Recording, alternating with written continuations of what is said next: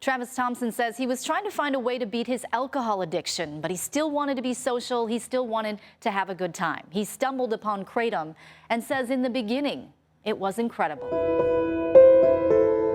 It made me feel like I found the answer. It made me feel like I found the key to the mint. It was an easy transition. I mean, I got off alcohol almost instantly. 33-year-old Travis Thompson says he started drinking Kratom tea and then moved on to powders. It's a whole different thing. And you're like, whoa, I've found the answer. Like this, I've never had this positivity. I've never had this energy.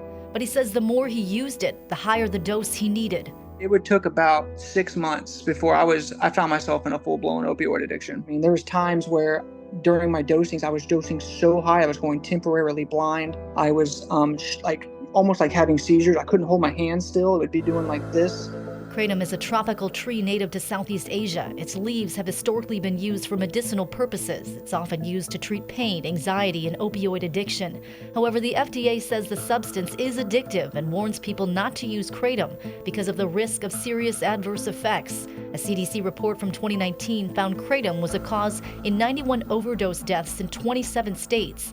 And there have been lawsuits, including this California class action suit against MIT 45 Inc., accusing the company of misleading consumers about the addictive nature of their products.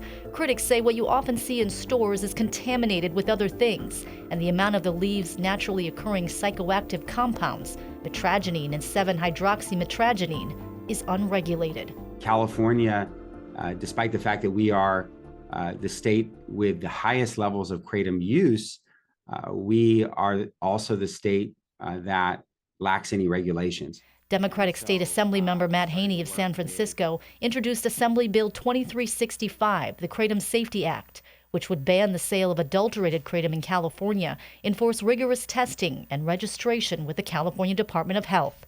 It would prohibit those under 21 from purchasing it, though 7 states and some counties have banned Kratom altogether. Haney says that's not his goal. There are people who use Kratom safely. They use it in some cases for important purposes like replacing other much more dangerous substances like opioids or alcohol. Some use it simply for energy in various ways, and they should be able to continue to do that if they are adults. San Diego is one of 2 California cities that bans the sale of Kratom powder. It did so in 2016. Just the middle one if you can. However, you can still go down the street and buy some, just as we did at a smoke shop in Kearney Mesa.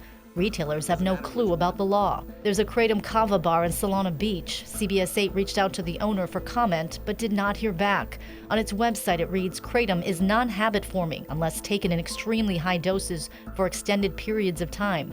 If taken in excess continuously over long periods of time, Kratom consumers may experience dependence similar to caffeine dependence. The young crowd is extremely vulnerable to this plant. This plant is only for extreme situations.